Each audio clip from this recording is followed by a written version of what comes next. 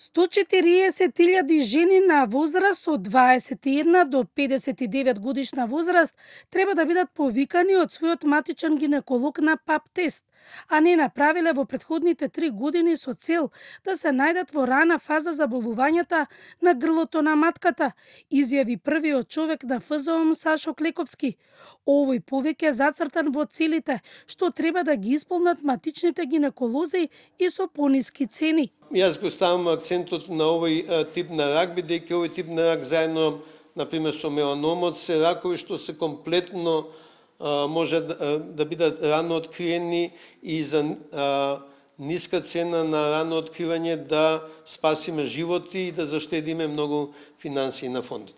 Клековски објасни дека овие цели ќе бидат задолжителни само за ординациите на гинеколозите кои имаат подпишано договор со ФЗО. Целта е да се направат повеќе тестови и цената на тестовите ќе биде пониска. Ликвидниот ПАП е иднината, условно да кажам, на ПАПот, бидејќи возможува употреба на вештачка интелигенција и трпи позначен транспорт отколку обичниот ПАП.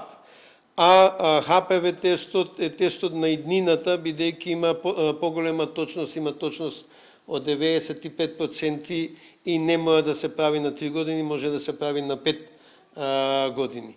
Меѓутоа, за да стигнеме до таа цел, мораме да работиме на намалување на цените и можам да кажам дека со истиот буџет што го имаме во моментот, со намалената цена на ХПВ тестот, можеме да го зголемиме тестирањето од околу 13.000 на 22.000 тестирање. Од фондот посочија дека лекот за епилепсија, лекот тирамид на Белупо, престана да се произведува и воведен е нов лек тирамид на Фармавита.